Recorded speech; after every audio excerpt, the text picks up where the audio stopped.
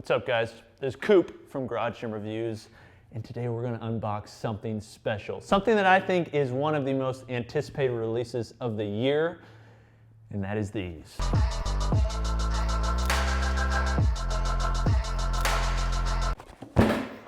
The Rogue deep dish plates in all their glory. Now, these came out, Rogue and some of their team has been like teasing these for quite some time. Kind of what's special, and I'll go over this more in a moment, is that these are made in the USA, but I kind of want to show you the unboxing process, how it looks, how the product looks, and then we're going to do a review, full in-depth review like we always do in the future. So if you would like to see that, make sure you subscribe. But basically, these are a typical deep dish plate. The difference is, one big difference, is the fact that they're made in the USA. I basically ordered the ones that I would use. I ordered 10 45s, 200 pounders, 225s, and 235s. So I've got each kind that they make, and so I'm going to unbox all of them for you today so we can enjoy the experience together. So this is the 45-pound box. One of the cool things here is they're showing where they're made. These are made in Michigan at a factory called Cadillac Foundry, which is the foundry that's making these for Rogue. They all came in this packaging. Get my handy dandy knife. We'll open from the top. These are glued together. This is a double ply cardboard. So, I mean, you really shouldn't have any issues with these as far as when they come in. The ones I got came on a pallet, probably because I ordered so many, but most of the time, I guess they probably won't come on a pallet. Okay. Woo-hoo-hoo. In the plastic wrapping. All right. Okay. Here we go. The reveal. We should do it like this. 3, 2, 1. Those are pretty sweet. Okay, so these are fully cast iron and very deep. The lips on these, the lips on these are absolutely, these are thick. So I don't know how much weight you, everybody lifts a different amount of weight, but if you're like a power lifter and you're lifting like 1,000 pounds, I don't know if you could fit 10 of these on each side. You may be able to, but these things are thick.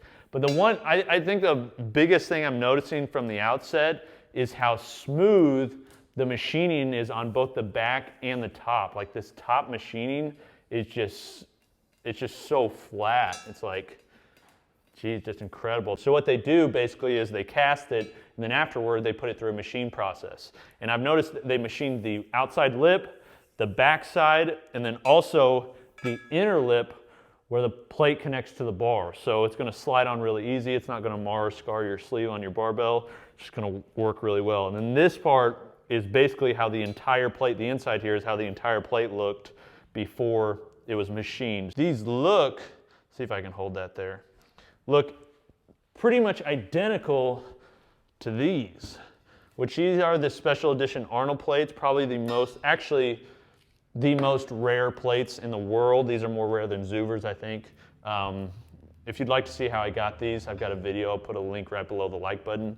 But these are basically the prototype for these ones. The difference I see is basically Arnold. Other than that, the 45 is positioned the same way. It's the same font. The Rogue looks the same. The deep dish, like this part is a little bit different. These are inset, which I prefer this. But other than that, like if you want an Arnold plate, these are kind of the best option you can get. Let's get the change plates out. This is a 35. They do not have change plates below that. They only have 35s and 25s, which I'd really like them to see 10s and 5s. I would guess that they're gonna come out with those in the future. Obviously the 45 is the most ideal option to sell because people are gonna buy multiple of them. So hopefully they come out with them. Now these, as was teased online, is a different, it's a similar design, but it's definitely a different look from the 45s. And the reason for that is because if you guys follow, if you know weightlifting history at all, the reason that deep dish plates are deep dish isn't just because they look cool and they're easy to carry. It's actually a functionality aspect.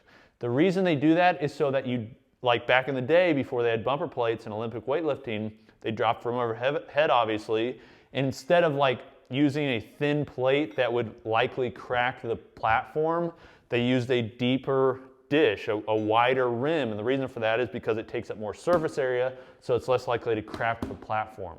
Well, 35s and 25s go on top of 45s, so these never touch the ground, so there's really no reason to make these deep dish for the function aspect. So same thing on these, so they're machining the edge, machining the back.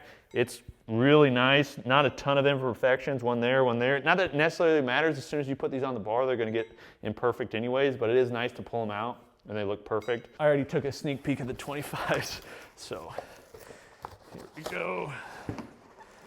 25s look the exact same. I mean, 25 pounds in this small of form factor, it's kind of cool. But same thing on these, sides, backs, inside sleeve, and front. Now the big ones, the ones that I'm kind of most excited to see, and I'm sure you are as well, is the hundos. Because these things are freaking big and thick and heavy.